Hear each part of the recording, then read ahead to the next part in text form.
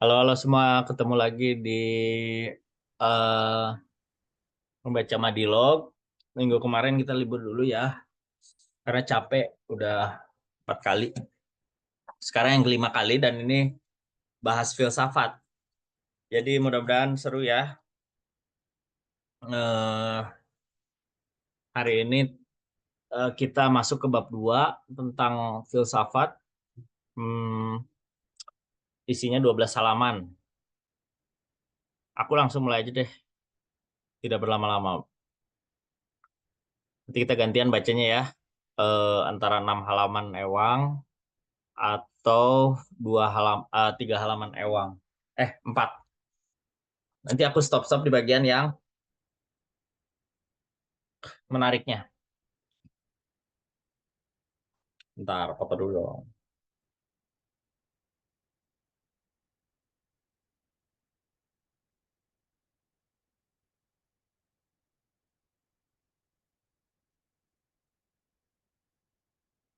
Oke, apabila kita menonton satu pertandingan sepak bola, maka lebih dahulu sekali kita mesti pisahkan si pemain. Mana yang masuk klub ini, mana pula yang masuk kumpulan itu. Kalau tidak begitu, bingunglah kita. Kita tak bisa tahu siapa yang kalah, siapa yang menang, mana yang baik permainannya, mana yang tidak. Kita masuki pustaka filsafat, sorry, begitulah kalau kita masuki pustaka filsafat yang mempunyai ratusan, ya ribuan buku itu. Kita lebih dahulu mesti pisahkan arah pikiran para ahli filsafat. Kalau tidak, niscaya bingunglah kita. Tak bisa memisahkan yang benar, siapa yang salah. Seperti para pemain sepak bola tadi. Kacau balau di mata kita. Tak tahu apa maksudnya masing-masing, gitulah di mata kita para ahli filsafat berkata semau-maunya saja, kalau tak ada pangkal, tak ada ujung. Jadi gini ya, aku suka bingung kalau ditanya menurut pandangan filsafat, fenomena A ini gimana? Susah ya, filsafat tuh banyak banget. Filsafat apa dulu gitu. Aku suka bingung. Kalau menurut filsafat, apaan? Itu nggak jelas pertanyaannya. Tetapi memakai Engels buat penunjuk jalan, bisalah kita terhindar dari kekacauan dan membuang-buang waktu. Engels ya, Friedrich Engels. eh itu masih di luar. Oke. Engels sekarang terkenal sebagai co-kreator sama membangun dengan Marx. Sebetulnya dalam filsafat banyak sekali meninggalkan pusaka yang meninggalkan warisan kayak. Karl Marx terkenal sebagai bapak dialektis materialisme dan surplus value, yakni nilai berlebih, nilai yang diterbitkan oleh buruh tetapi dimiliki oleh kapitalis. Engels, pendiam, pembelakang, selalu di belakang kawannya Marx, tetapi setia dan jujur, meneruskan mengarang Das Kapital yang belum habis ditinggalkan Marx karena ia meninggal. Engels sendiri menulis beberapa buku berhubungan dengan filsafat, Anti-Dühring dan Ludwig Feuerbach, Sejarah dan Ekonomi. Sebagai co-kreator, Engels melanjutkan dan mendalamkan paham dialektis, materialisme, dan komunisme dengan bahasa yang terang, populer, jitu, dan merdu. Engels memisahkan para ahli filsafat dari zaman Yunani sampai pada masa hidupnya. Marx Engels dalam dua barisan. Pada satu barisan terdapat kaum idealis yang bertentangan dengan barisan kedua kaum materialis. Oke ya, perhatikan kalimat ini. Pada satu barisan terdapat kaum idealis yang bertentangan dengan barisan kedua kaum materialis.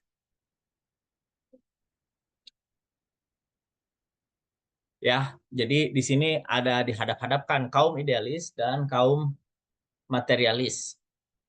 Kaum idealis umumnya, pakai tanda kutip, memihak pada kaum yang berpunya dan berkuasa, sedangkan kaum materialis berpihak pada proletar dan kaum tertindas, tapi pakai umumnya ya.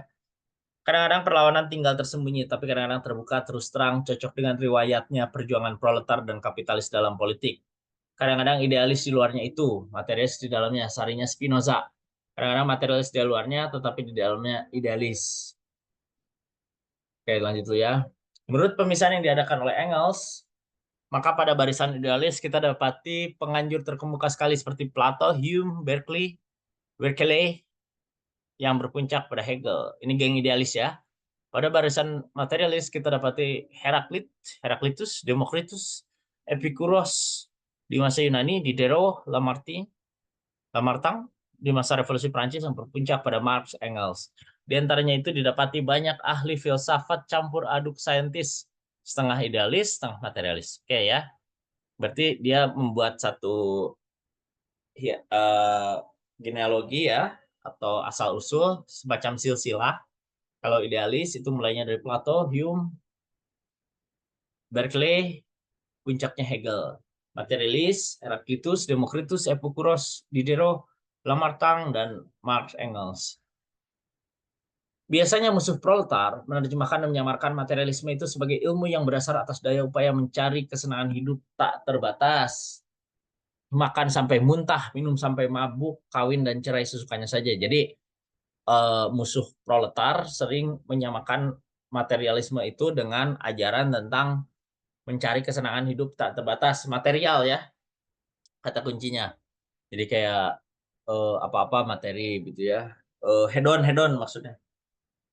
Sedangkan idealisme itu diterjemahkan dan dijunjung tinggi sebagai satu ilmu berdasarkan kesucian yang paling tinggi, lebih memperhatikan berpikir daripada makan, dan kebudayaan yang sampai menjaduhi kaum ibu seperti seorang santri resi.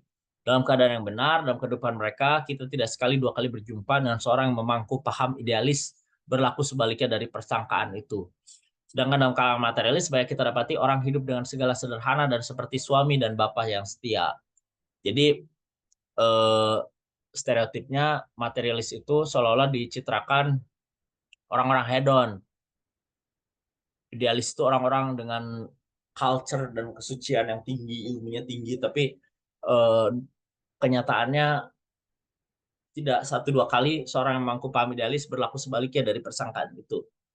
Sedangkan dalam kalangan materialis banyak kita dapati orang hidup dengan sederhana dan seperti suami dan bapak yang setia. Jadi materialis walaupun distereotipkannya hedon, tapi ternyata banyak orang-orang yang hidup sederhana.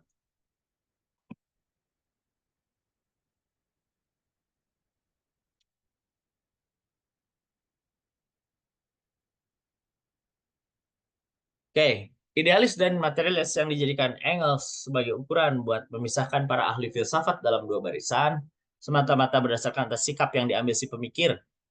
Ahli filsafat dalam persoalan yang sudah kita tuliskan lebih dahulu, yakni mana yang pertama, yang pertama primus, mana yang kedua, benda atau pikiran, mater atau idea. Yang mengatakan pikiran lebih dahulu itulah pengikut idealisme, itulah yang idealis. Oke ya. Kita ulang. Yang mengatakan pikiran lebih dulu itulah pengikut idealisme. Itulah orang idealis. Aja yang coret-coret Arnold. Nggak apa-apa deh. Hidup segala sederhana. Eh, atau mau segala selebih dengan tiada memperdulikan kesehatan diri sendiri. Dan kebaikan buat masyarakat itu bergantung kepada watak masyarakat dan didikan masing-masing orang. Oke. Yang mengikut materialisme itulah yang materialis, hidup segala sederhana atau segala lebih dengan tiada memperdulikan kesehatan diri sendiri, dan kebaikan buat masyarakat itu bergantung pada watak masyarakat dan didikan masing-masing orang. Agak susah ya. Tapi kita lihat tuh. Gimana maksudnya ya, Ji? Kebayang tuh?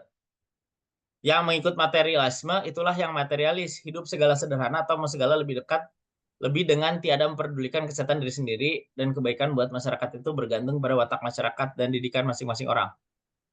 Yang mengikut materialisme itulah yang materialis, hidup segala sederhana atau mau segala lebih dengan tiada. Awalnya Dan didikan masing-masing itu bergantung pada watak masyarakat.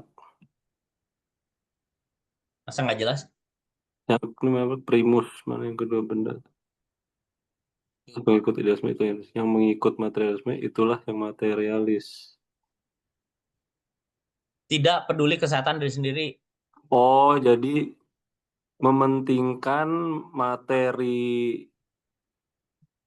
materinya dia itu lebih dulu untuk orang lain daripada untuk dirinya sendiri. Pokoknya misalnya punya makanan kayak roti gitu, Oh, di-share dulu.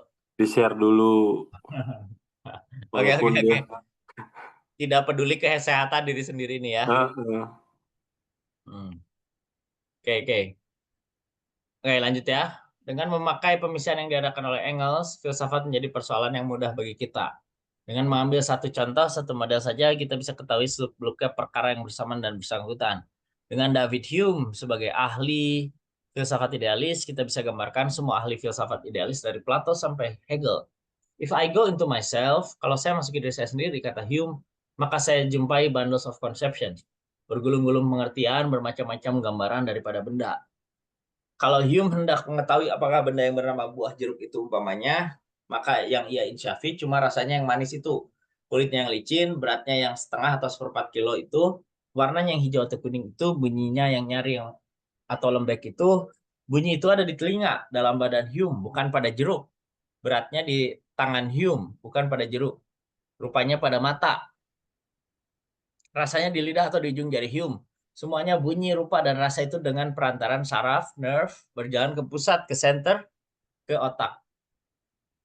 Otak mencatat bunyi, rupa, dan rasa tadi menjadi pengertian, conception, seperti pengertian merdu, kuning, berat, lezat, dan licin. Semua pengertian ini dalam saya, kata Hume, bukan di luar saya. Jeruk itu sebagai benda, tak ada bagi saya, yang ada cuma ide, pikiran, pengertian tentang benda itu dalam otak saya. Otak saya penuh dengan pengertian, bundles of conception, kata Hume. Jeruk sebagai benda, lembu sebagai benda, tak ada buat saya. Yang ada cuma ide, pikiran, pengertian, dan gambaran dari jeruk, lembu, bumi, bintang, dan engkau. Engkau, kata Hume, cuma ide buat saya. Oke, mungkin maksudnya, kalau ini ada korek, korek ini sebenarnya tidak real. Semua hanya ada dalam pikiran saya ya. Kira-kira gitu. Eh, apa eh, permukaan korek ini atau baunya korek ini ada pada saya, bukan pada si koreknya, gitu ya. Apa jeruk sebagai benda, lembu sebagai benda tak ada buat saya. Yang ada cuma ide, pikiran, pengertian, gambaran dari jeruk, lembu, bumi, bintang, dan engkau. Tetapi engkau buat Hume adalah saya buat Tuan Smith umpamanya. Dan saya buat Hume adalah engkau buat Smith. Jadi engkau cuma ide, cuma gambaran buat Hume. Itu mestinya juga gambaran buat Smith. Hume yang dipandang dari pihak Smith ialah engkau mestinya satu gambaran, satu ide saja. Tak ada Hume itu buat Smith sebagai orang, sebagai ahli filsafat yang ada cuma gambaran dalam otak Smith. Oke, engkau misalnya Arnold adalah ide buat saya. Tapi Arnold bagi dirinya sendiri adalah saya ya. Di mata Arnold, saya adalah ide. Eh, jadi saya itu apa-apa-apa hanya ada dalam kepalanya Arnold aja. Saya juga punya bayangan Arnold bagaimana itu dalam kepala saya. Oke. Tetapi dengan begitu Hume yang membatalkan benda dan mengaku ide saja, membatalkan adanya dirinya sendiri, mengakui bahwa sebetulnya dia sendiri tak ada. Inilah akibatnya yang konsekuen dari idealisme. Dengan membatalkan adanya benda, ia membatalkan dirinya sendiri.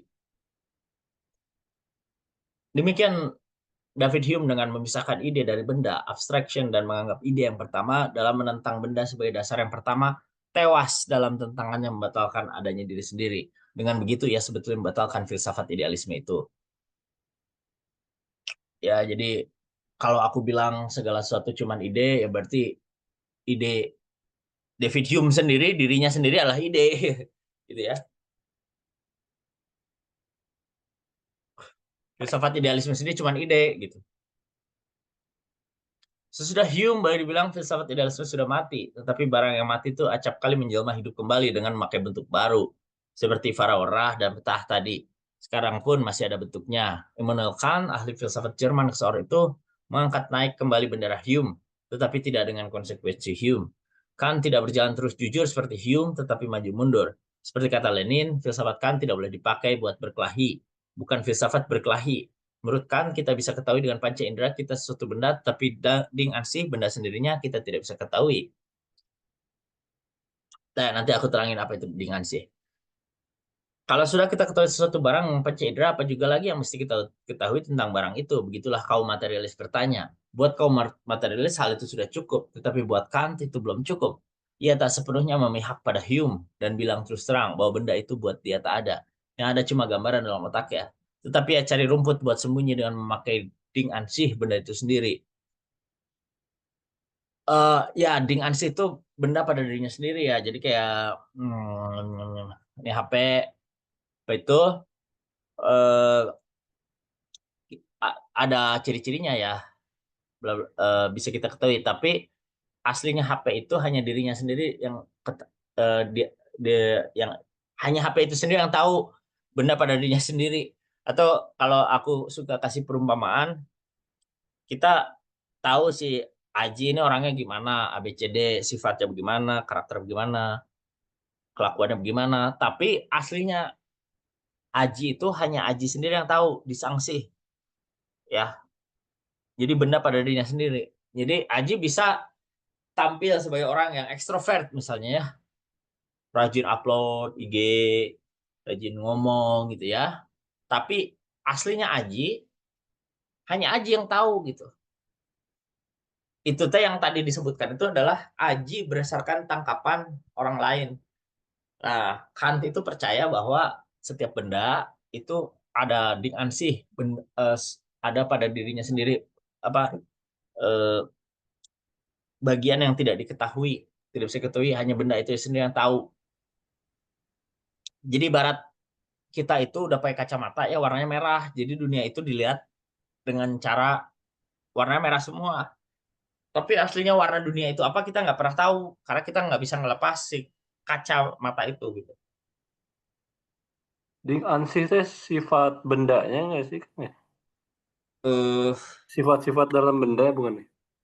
Lebih ke metafisik sih atau mah lain. Metafisik. Oh, dengan sih mah lain sifat gitu lebih ke metafisik wes si benda teh aya something gitu yang kita nggak bisa tahu gitu. Hmm. Batas pengetahuan kita.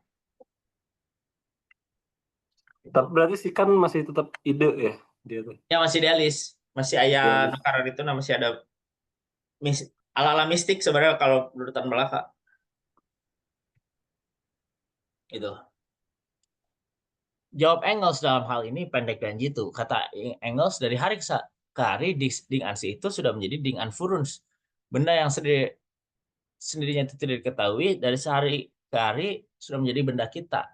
Keterangan Engels tentang Ding Anfuruns itu dulu banyak saya cari tapi tak berjumpa. Tetapi menurut pikiran saya jawab Engels yang pendek ini mesti diterjemahkan sebagai berikut. Jadi tafsir Tan Malaka sendiri ya. Air umpamanya yang dahulu kala dianggap oleh nenek moyang kita sebagai suatu barang yang ajaib, sekarang kita sudah ketahui zat asalnya, ialah hidrogen dan oksigen. Sudah diketahui menurut undang mana dia perpadu, ialah menurut undang Dalton. Apa rasanya air itu kalau diraba atau diminum? Berapa beratnya 1 liter? Apa gunanya buat kita, buat tumbuhan dan hewan? Bagaimana sifatnya dan sebagainya? Apa juga lagi yang mesti diansihkan tentang air? Nenek moyang kita coba mengetahui 4 zat saja di alam ini, ialah tanah, air, api, udara. Sekarang sudah diketahui 92 zat asli elementen. Ini ketahui sudah boleh kita periksa dengan panca indera kita dengan perkakas yang kita bikin seperti mikroskop, teleskop, dan teropong. Perkakas yang bisa membesarkan kuman beratus ribu kali dan mendekatkan bintang beratus ribu kali. Perkakas yang dari tahun ke tahun, dari abad ke abad bisa ditambah kepastiannya dan kejituannya. Semua zat yang kita ketahui itu boleh kita pada satu sama lainnya. Kita buat makanan dan kesehatan kita. Kita pakai kodratnya buat kehidupan dan kesenangan kita. Kaum penakluk memakai buat menerpedo dan membom. Yang belum kita ketahui sedang kita cari dengan giat dan yang lebih besar pengharapan mendapatkannya karena teori, cara berpikir dan perkakas kita makin banyak makin baik. Jadi artinya Ding Ansih udah bukan misteri lagi karena kemajuan sains lah kira-kira mau ngomong gitu ya. Di mana lagi di Seangsih itu tepatnya pada zaman di mana alam yang dahulu kala dianggap gaib itu sebagian besar sudah diketahui dan dikontrol. Kemudian dipakai menjadi sing for uns, yakni benda kita, seperti kata Engels tadi. Idealis yang lebih licin karena memakai dialektika dan logika dengan cara dan bahasa yang tiada bandingnya selama ini ialah Hegel. Lama Marx, walaupun ia sudah Marxis, sudah meninggalkan gurunya, Hegel dilekati Hegelisme. Ya, jadi Marx ini dulunya adalah seorang Hegelian ya. Yo. Tapi poin dari Tan Malaka adalah dia mau bilang kalau selama ini Ding Ansih yang ditawarkan oleh Kant itu sudah makin bisa diketahui. Oke, ini bagian Hegel ini menarik ya, kita harus baca lebih teliti. Dengan 2 sayap, tesis di kanan, antitesis di kiri, dan badan sintesis di tengah, Hegel terbang makin lama makin tinggi sampai silau mata si pemandang. Ya, jadi idealisme bikin makin silau, terbang. Buat Hegel, absolut ide ialah yang membuat benda realitat. Jadi ide absolut ini yang membuat benda real ya. Die absolute Idee macht die Geschichte. Absolut ide yang membuat sejarah, histori, dan membayang pada filsafat. Bukan filsafat yang membuat sejarah, katanya, melainkan absolut ide. Deren nachdrücklichen Ausdruck die Philosophie ist, yang tergambar nyata pada filsafat. Jadi menurut Hegel, sejarah ialah sejarah dunia dan masyarakat dibikin absolut ide. Dibikin oleh absolut ide. Dan hal ini tergambar pada filsafat. Pada lain tempat, Hegel mengatakan bahwa negara dan saat waktu ialah Verwirklichung, penjelmaan absolut ide itu.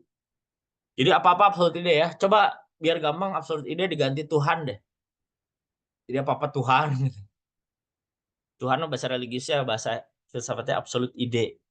Absolut ide itu sama dengan metafisik, ide sendiri, ide yang tak dibikin, yang tunggal, tak jatuh pada undang sebab dan akibat, hidup dan mati, tak melahirkan atau dilahirkan, tak takluk pada tempo dan tempat, melainkan tunggal, terkuasa dan sempurna. Absolut ide itu tergambar jitu dan pasti pada filsafat. Absolut ide akhirnya sama dengan metafisik, yakni gaib di luar ilmu alam, rohani, amon, kata Egypt, purbakala, dewara. Jadi pada akhirnya Tan Malaka menyamakan absolut ide dengan logika mistika ya. Atau jadi filsafat idealis itu kayak logika mistika, jadi agak mistik juga akhirnya. Tuh, kelak. Seberapa mas? Oh lumayan sih. Oke, siapa yang menerusin? Aji boleh deh. Bentar. Gini ya.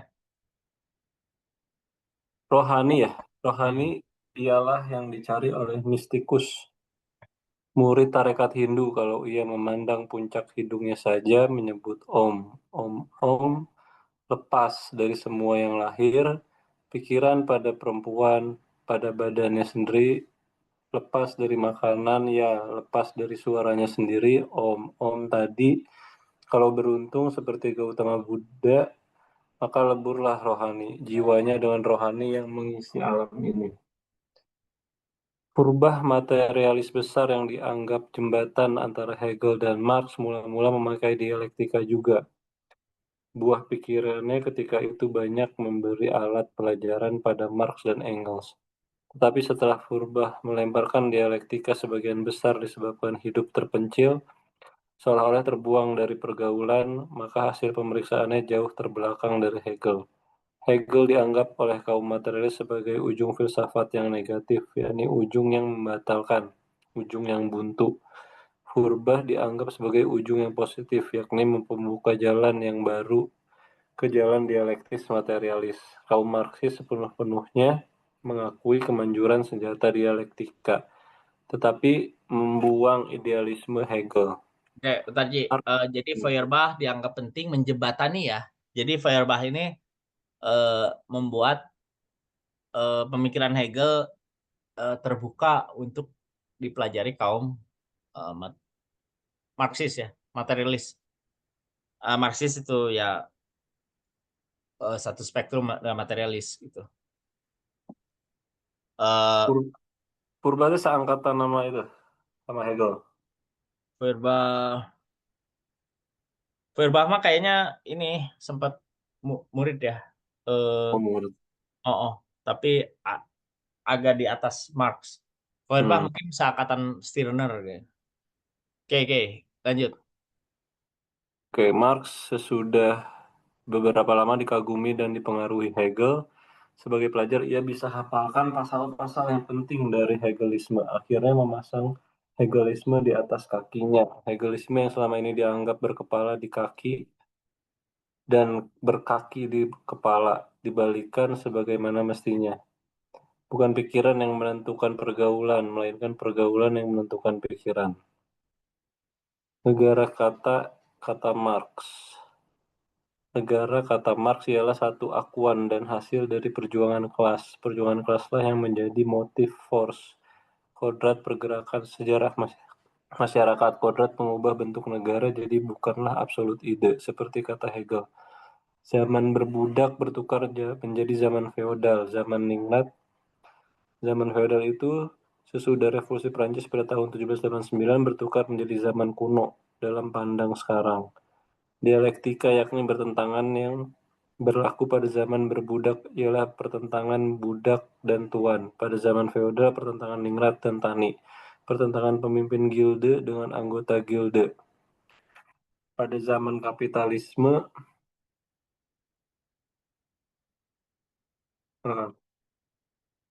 Kalau aku ngapusin coret-coret si Arnold tadi, bentar.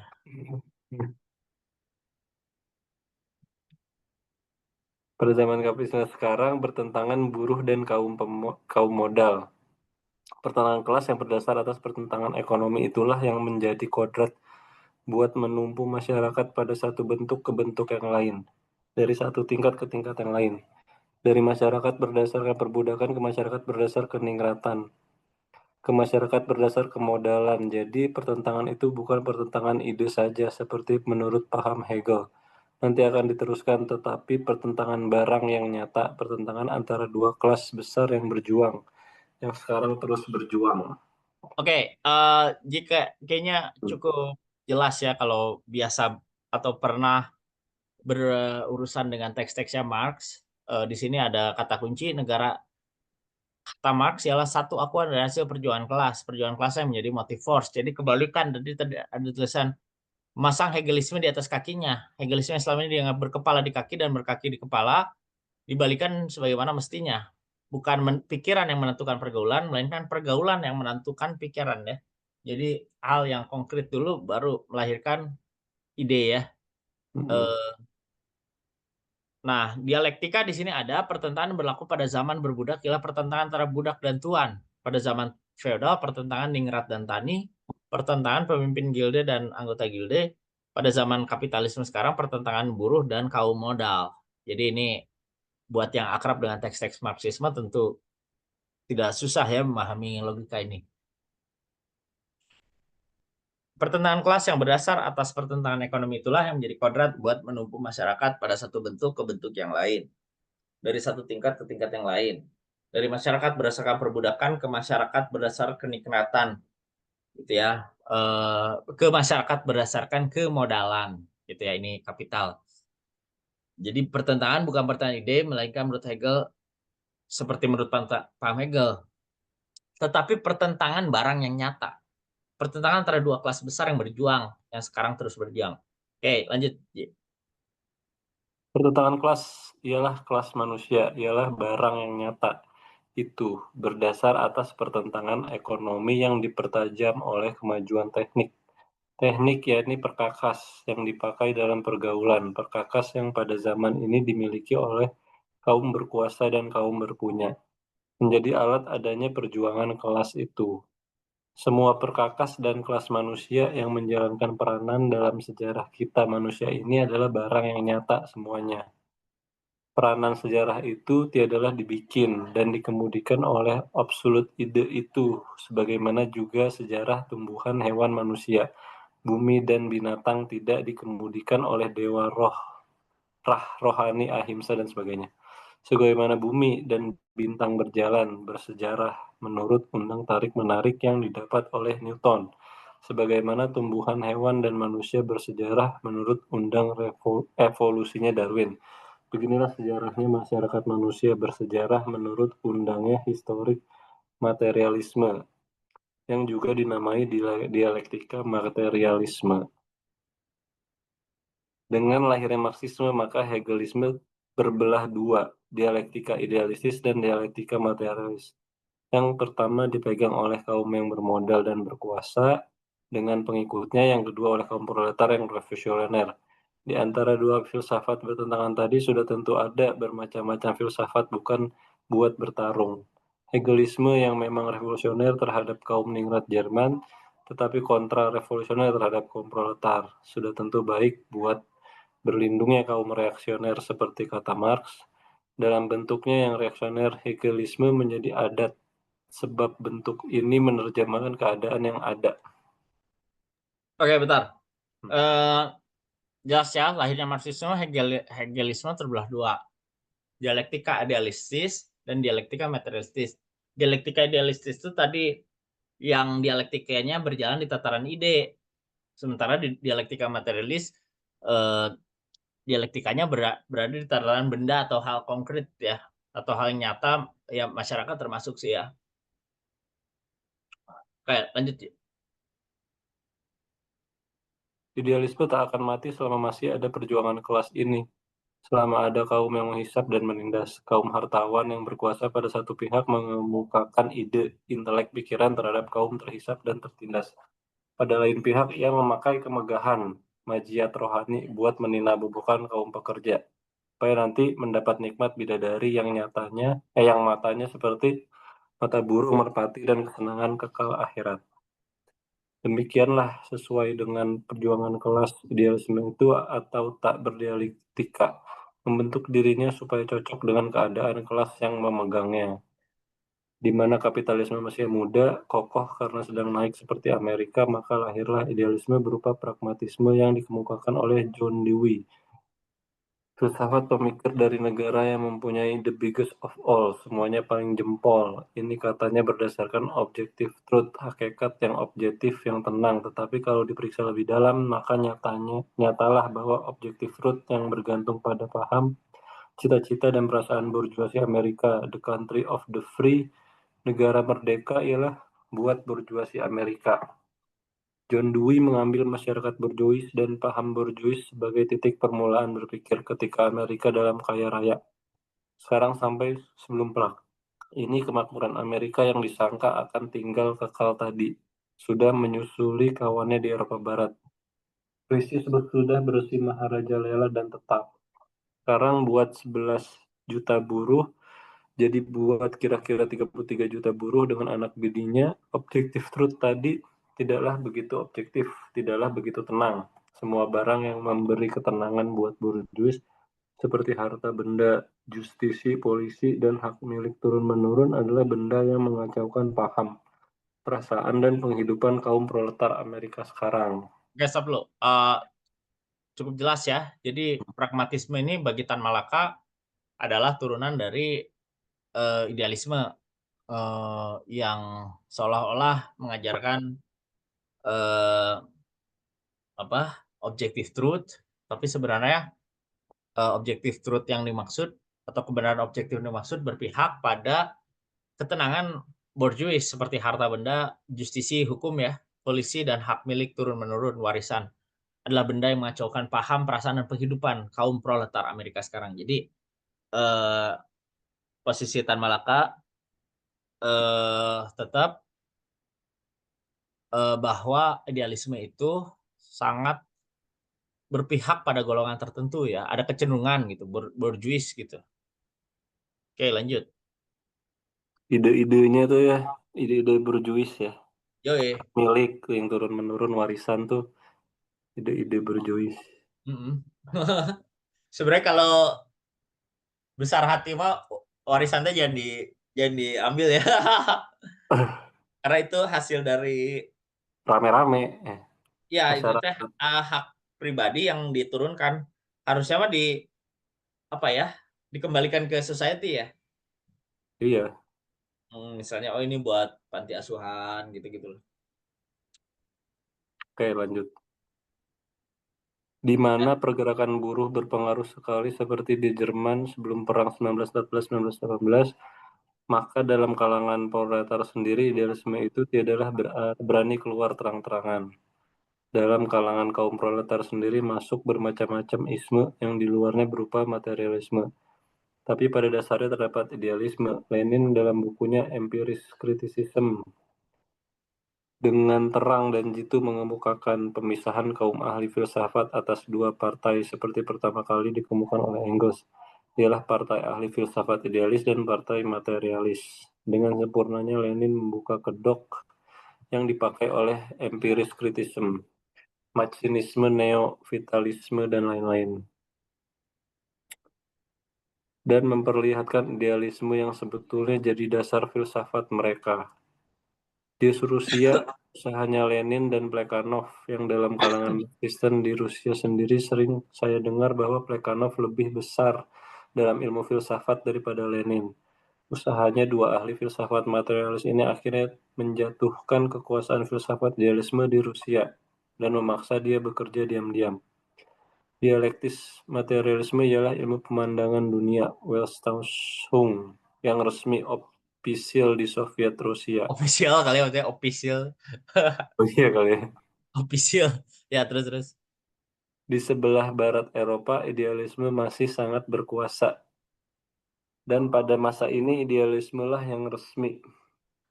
Idealisme barat mendapat bentuk baru dan pakaian baru, ialah anarkisme palsu dari ahli filsafat Bergson dan sindikalisme dari Husserl. Anarkisme ya, Bergson bukanlah anarkisme beraksi. Seperti ilmu yang dipeluk oleh anarkis besar ialah Bakunin.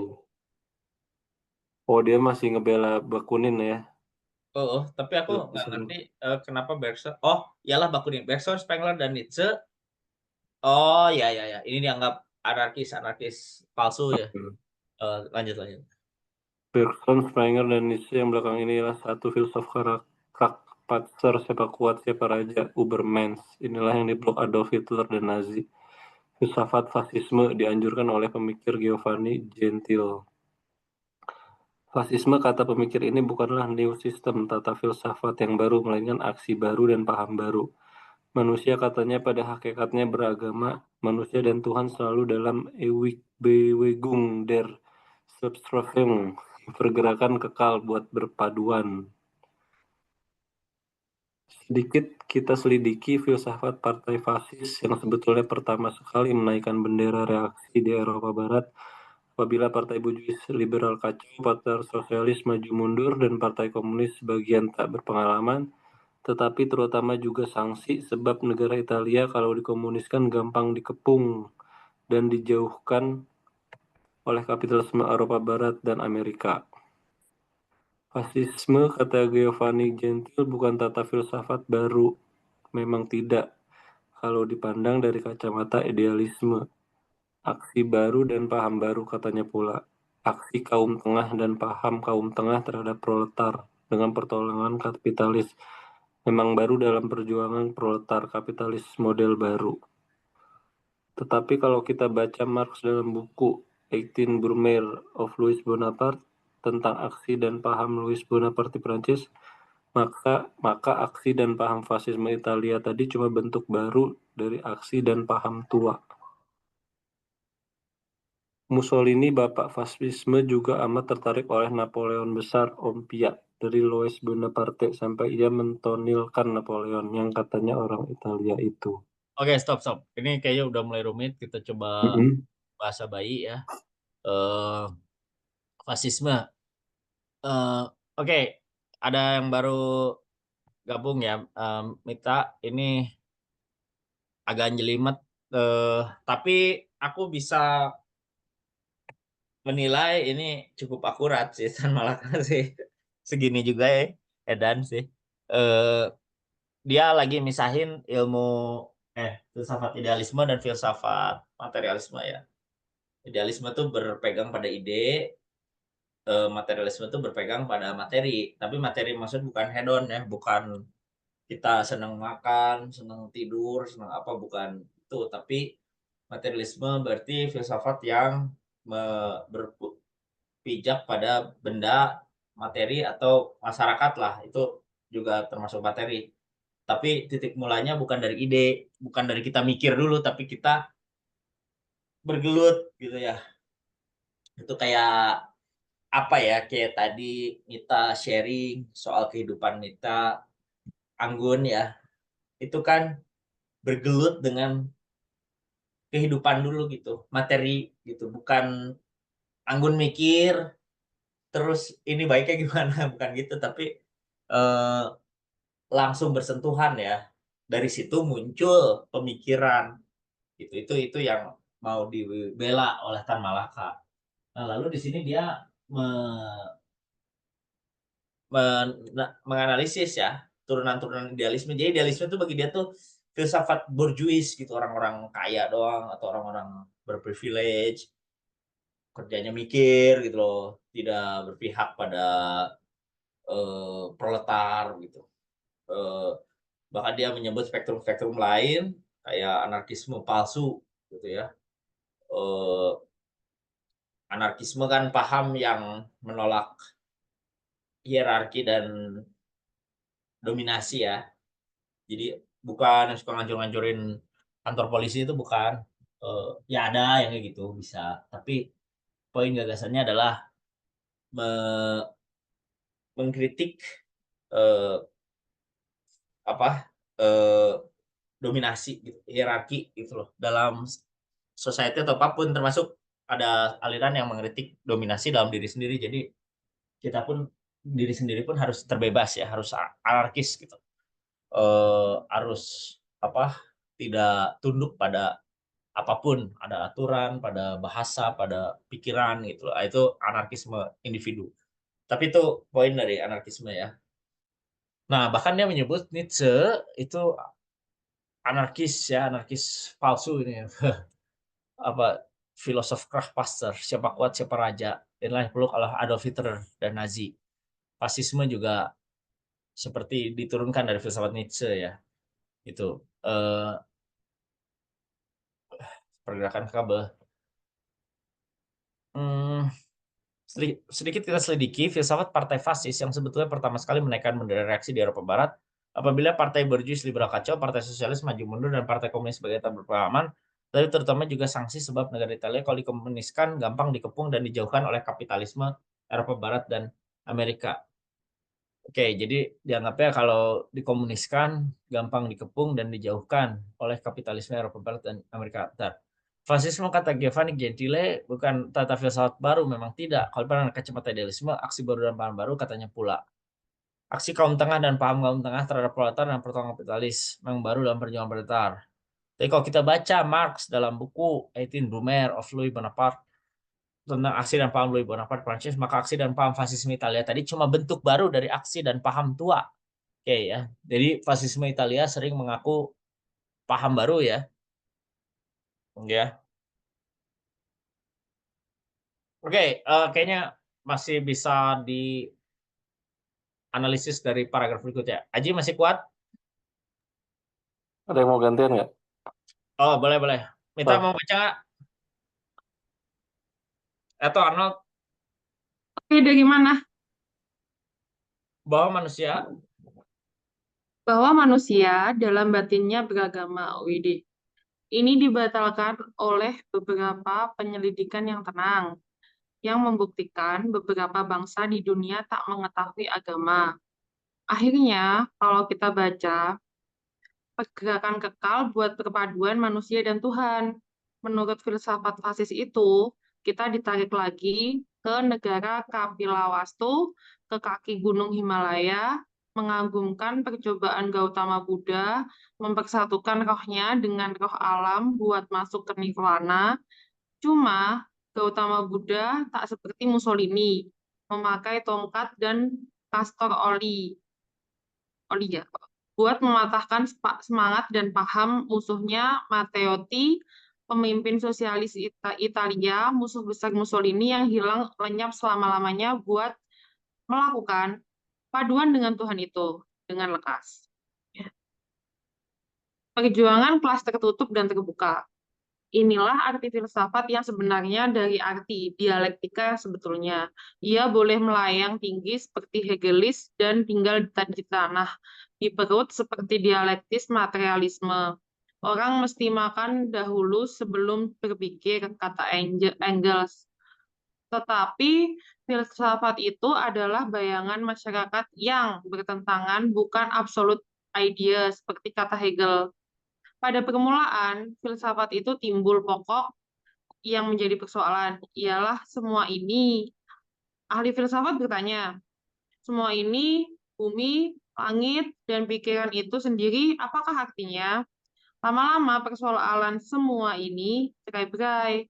Bumi langit sudah jatuh menjadi ilmu bintang yang sudah Galilei, Kopernikus, Newton, Einstein, dan lain-lain mendapat undang yang sementara boleh dikatakan sempurna. Bumi kita ini jatuh kepada ilmu bumi, geografi dan ilmu tanah, geologi, yang sendirinya mempunyai daerah yang mempunyai undang pula perkara yang berhubungan dengan zat dan kodrat jatuh pada ilmu alam. Perkara yang berhubungan dengan perpaduan beberapa zat sehingga mendapatkan sifat baru, termasuk pada ilmu kimia. Ilmu alam yang mulanya memeluk ilmu kimia, sekarang menceraikan dirinya dengan ilmu listrik. Oh, ilmu alamnya. Yang sekarang karena besar daerahnya dan dalam artinya mesti dipelajari sendirinya. Pemeriksaan atas tumbuhan jatuh pada ilmu Wait, tumbuhan dan masih banyak nggak sih? Ntar, apa dibagi 2 aja? Oh, udah dikit lagi. Ya, pemeriksaan atas tumbuhan jatuh pada ilmu tumbuhan dan pemeriksaan atas hewan jatuh pada ilmu hewan dan ilmu manusia. Jadi ilmu hewan dan manusia. Ilmu hidupnya asal dan penjelmaannya tumbuhan, hewan dan manusia jatuh pula pada biologi. Satu ilmu yang boleh dikatakan mudah dan banyak sekali mengandung arti buat kita. Umpamanya perkara evolusi dan pertumbuhan otak dan pikiran dari otak binatang sampai ke otak manusia. Sudahlah tentu satu ilmu dengan yang lain ada seluk-beluk dan perhubungannya. Ilmu alam dan ilmu kimia mesti diketahui ahli yang mempelajari ilmu kedokteran. Begitu pula agrikultur, ilmu pertanian tak bisa berpisah dari ilmu alam dan ilmu kimia tadi. Demikianlah pula seorang insinyur jatuh dan berdiri dengan ilmu alam dan matematika. Syahdan, Syahdan, ah, ya Syahdan. Syahdan, maka masing-masing ilmu di atas tadi disebabkan kemajuan pergaulan kita, kemajuan industri, perniagaan, dan pesawat terpaksa dipecah-pecah lagi, terpaksa dispesialisir lagi, terpaksa dipencilkan dan diistimewakan lagi. Dengan begitu, perkara yang tiada berkenan bisa disingkirkan dan waktu itu boleh dipakai buat memeriksa dan memperdalam perkara yang diistimewakan itu. Ilmu kedokteran sudah pecah menjadi kedokteran umum, perkara gigi, telinga, mata, kanak-kanak, dan sebagainya. Adalah bahaya buat sains kalau pecah-pecahan itu pada ilmu yang sudah banyak itu akan pecah terus dengan tidak lagi mengetahui perhubungan satu ilmu dengan ilmu yang lain. Bahaya itu kebetulan sudah diketahui dan amat dipelajari muslihat buat menjauhkannya. Kalau saya tak salah, maka perkataan filsafat sekarang diterjemahkan juga buat menggambarkan daya upaya mempersatukan ilmu bermacam-macam. Jadi, memeriksa seluk-beluk dan karena perhubungannya.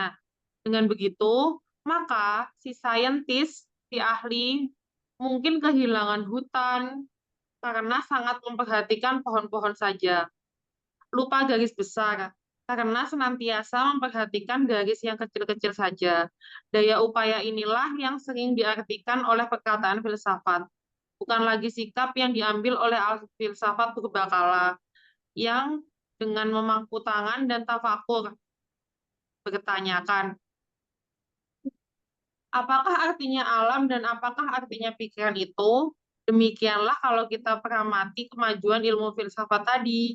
Maka kita lihat pada zaman tengah tahun 478 sampai 1492, si pencari hakikat dilekati oleh ketuhanan, kaum skolastik, namanya di Eropa Barat tak bisa mencari hakikat itu.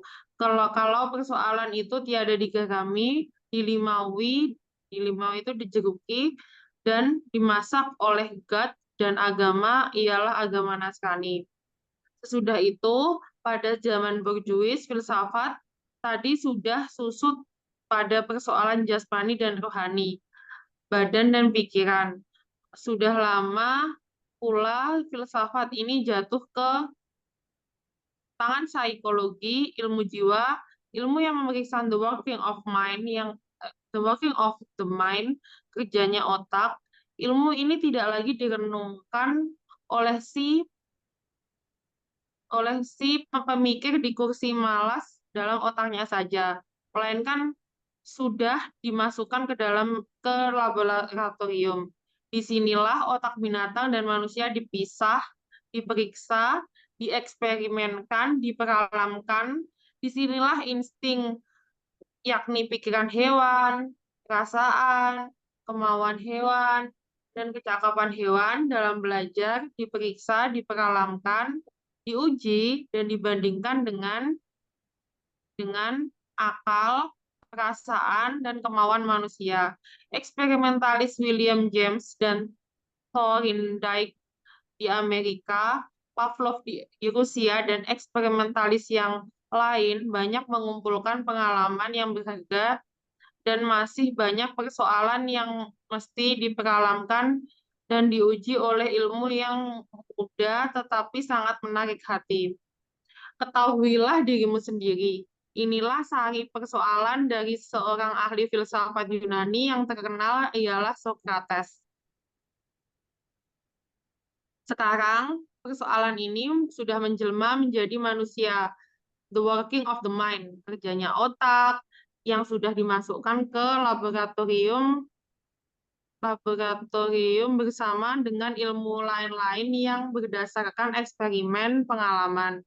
Filsafat bertukar artinya bertukar rupanya dan pecah belah menjadi beberapa ilmu yang berdasarkan eksperimen.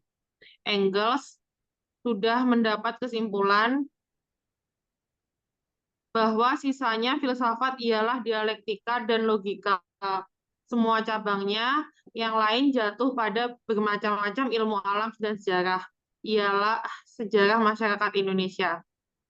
Marx memandang dari sudut pertarungan kelas, berkata dalam 11 tesis, dari Philosophen haben die Welt nur falsifienden interpretiert. Es kommt aber daraufhin die Welt zu verändern. Para ahli filsafat yang memberi bermacam-macam pemandangan tentang dunia itu. Yang perlu ialah merubah dunia itu. Oke, lanjut English Club. Enggak deng. Iya, anggota English Club. Oke. Ini bagian yang amat rumit. Aku coba jabarin lah ya. Kita jabarin sedikit. Nanti kalau mau ada diskusi. Tapi ini buat kepentingan YouTube, kita coba bedah aja ya. Dia mau bilang kalau di sini ya, bagian sini, zaman tengah, abad pertengahan maksud dia tuh, Middle Ages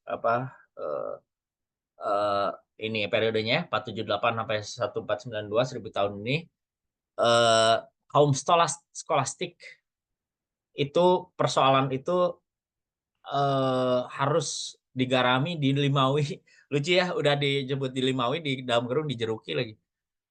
Dimasak dengan God dan agama atau kekristenan. Jadi semua persoalan tadi, persoalan di zaman itu semua harus dibumbui dengan konsep ketuhanan dan agama, khususnya kekristenan. Nah, pada sesudah abad pertengahan ya, pada zaman borjuis gitu ya, filsafat tadi sudah susut pada persoalan jasmani dan rohani, mind and body gitu kira-kira ya. Jadi sudah tidak lagi pada persoalan konsep ketuhanan, tidak lagi menyelesaikan apa-apa dengan kacamata kekristenan, tetapi sudah pada persoalan jasmani dan rohani. Tetapi persoalan jasmani dan rohani itu dimasukkan ke dalam laboratorium, artinya sudah menjadi perkara sains. Disinilah otak binatang dan manusia dipisah, diperiksa, dieksperimen, diperalamkan. Disinilah insting, pikiran hewan. Pokoknya intinya beberapa cabang filsafat itu dimasukkan ke laboratorium menjadi kajian sains gitu. Nah, artinya filsafat udah mati dong? Enggak. Kalau kata Engels sudah mendapat kesimpulan bahwa sisanya filsafat ialah dialektika dan logika, gitu ya. Nah, jadi ada filsafat yang masuk ke lab, ya. Filsafat bertukar, artinya bertukar upaya dan pecah belah menjadi beberapa ilmu berdasarkan eksperimen. Tetapi ada filsafat yang masih bertahan, yaitu dialektika dan logika. Nah, semua cabang yang lain jatuh pada bermacam-macam ilmu alam dan sejarah, ialah sejarah masyarakat Indonesia.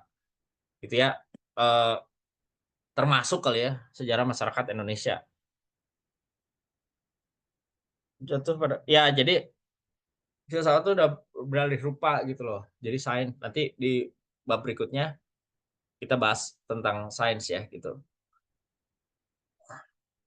Tapi di sini ternyata dia nggak bahas materialisme terlalu banyak ya, lebih banyak kritik idealisme gitu. Nanti mungkin di bab berikutnya kita bakal nemu. Yang sainsnya berapa halaman ya? 2, 3, 4, 5, 6, 7, 8, 9. Wah, ini gila nih. Ada hitung-hitungan itu. Oh. Logika ya ini ya? Ini Tiga. ada prinsip logika tadi di atas. Dan Anjir, males gini. Harusnya fisika matematik yuk. Wah, ini bagian 4 tahun nih berapa pertemuan nih. ini mah banyak. Jadi kayak ulangan nih. Tadi berarti filsafatnya akar ya dari segala ilmu gitu ya? Ya kira-kira gitu. Awalnya Tahan. cuman ada yang kemudian terjawab oleh sains. Jadi filsafat sisa apa? Ya sisa dialektika dan logika gitu. Nah, dialektika itu terbagi dua, idealis sama materialis gitu. Anjir, males Berapa ya bikin halaman? set. Nggak dihitung kayaknya 20 lebih. Oh, banyak. Aduh, males ya. Udahan yuk. Naon deh. Cepat menyerah. Ya. Oke.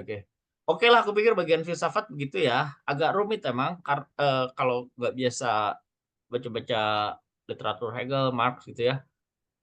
Feuerbach, tapi menurutku di sini juga agak acok-acokan penjelasan Tan Malaka. Eh, Dia tiba-tiba masuk ke anarkisme, dia tiba-tiba masuk ke fasisme, tiba-tiba masuk ke pragmatisme gitu ya. Ini Tapi dia udah baca. oh, tapi intinya dia mau nyerang nih idealisme tuh spektrumnya jadi gini. Semuanya problematik gitu loh kira-kira. Aku tadi belum sempat menilai bahwa manusia dalam batinnya beragama ini dibatalkan oleh beberapa penyelidikan yang tenang yang membuktikan beberapa bangsa dunia tak mengetahui agama. Akhirnya kalau kita baca pergerakan kekal buat perpaduan manusia dan Tuhan, menurut filsafat fasis itu kita ditarik ke negara Kapilawastu, ke kaki Gunung Himalaya. Mengagumkan percobaan Gautama Buddha, persatukan rohnya dengan roh alam buat masuk ke nirwana. Cuma Gautama Buddha tak seperti Mussolini pakai tongkat dan kastor oli. Oh,